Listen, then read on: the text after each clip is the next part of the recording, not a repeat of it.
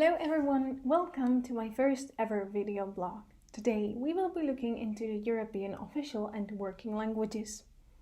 In this video we will be discussing whether the European Union should have fewer working languages or even only a single one. What are the potential solutions, and at the end I will present to you what is my solution, how I imagine the European Union could approach the situation. I hope that you will enjoy this topic as much as I did when I was preparing it, and that you will bear with me until the end. So, let's begin. First, let me outline for you what is the current EU language situation. After the exit of Great Britain, the European Union consists of 27 member states, which also brings us to a total of 24 official languages. Now, the European Union had gradually reached this number through the enlargements. As each new member state has the right to request that any of its national official languages be given the status of an official EU language, naturally they had all used this right to the fullest. For example, I am from the Czech Republic, and Czech was added to the list at the occasion of our accession into the EU in 2004. Now, according to the European Charter for Regional or Minority Languages, the official EU languages are meant to be used for communication between and in the EU institutions and the governments of the member states, which means that the official languages were also working languages of the European Union. In theory, this should mean that according to the Charter, all European languages share the same status. However, the reality is a little bit different. In praxis, some languages have a higher status than others. The most commonly used working languages usually only limited to English, German and French, occasionally also joined by Spanish and Italian. The big three are usually referred to as the official working languages, and the rest as merely the official languages. From our human perspective, it is understandable that the actual number of languages actively used on a daily basis in the EU institutions is not all 24. That would make for impossible administration and would likely result in a number of misunderstandings. So, how does communication actually work in the EU institutions? First of all, as an EU national, you have the right to use any of the 24 official languages to contact the EU institutions, and they are obliged to reply in the same language. Secondly, all meetings of the European Council and the Council of the European Union are interpreted into all official languages. Also, the members of the European Parliament have the right to use any official language when speaking in the Parliament. And their speech is simultaneously interpreted into all other official languages. On top of that, all the regulations and laws approved are published in all official languages. But for example, the European Commission uses predominantly English, French and German as its working languages. Thus you can probably imagine that the European Union has the biggest apparatus for interpretation and translation in the world. To put some numbers on it, only the European Commission's translation costs account for approximately €330 million per year. European Union regularly celebrates its linguistic diversity as part of the community's cultural wealth, and it calls for its preservation. However, considering all this, it is probably not surprising that there has been criticism of the current constellation, criticizing that it is too expensive and causes communication chaos. Therefore, we have seen calls for simplification of the EU communication, most commonly advocating for a single European working language, English. This choice would have indisputable advantages. For one, it would present a major save of expenses for translation and interpretation services.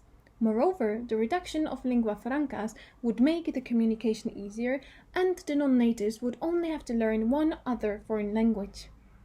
English has practically become medium of communication not only in Europe but worldwide. According to Ammon, there is 1.5 billion English learners in the world.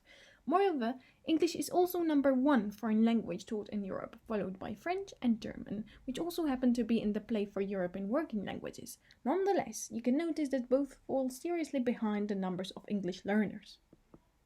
However, smaller European countries speaking also less known language tend to have no problem with the installation of single working language, while bigger language countries, such as France or Germany, protest vehemently against it.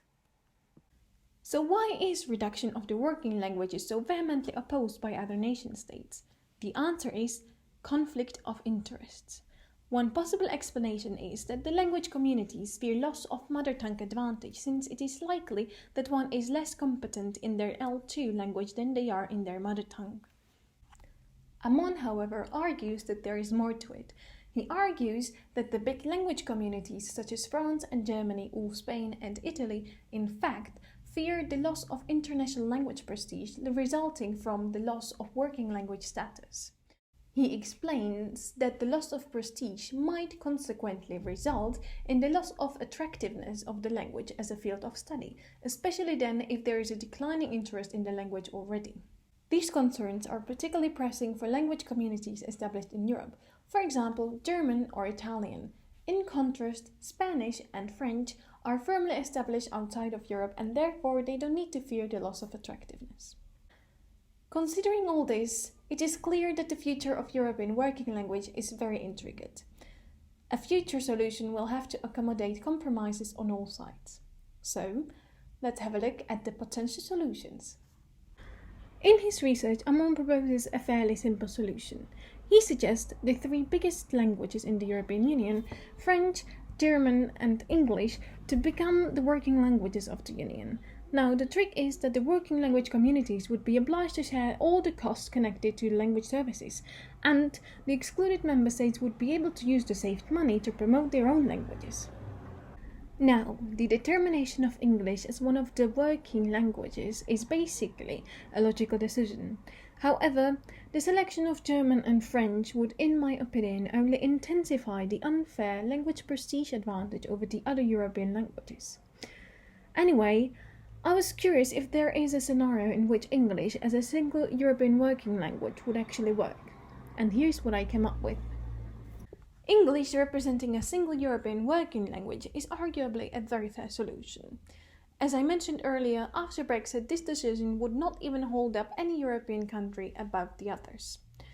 Once again, it is also a very logical solution since English has essentially become European lingua franca. Also, it would reduce the cost for translation and interpretation immensely. Nonetheless, just as any other solution, this one also faces a number of obstacles. As the biggest obstacle, I consider the problem of intergovernmental organizations in the European Union, namely the European Parliament, the Council of the European Union, and the European Council, which are also allowing their officials the benefit of extensive language services. The thing is that these institutions are allowed such language privileges since their officials are elected from the member states not on the basis of their language competences, but to represent the interest of the citizens who voted for them. So, what is the way out of this stalemate situation? Well, maybe some sort of hybrid.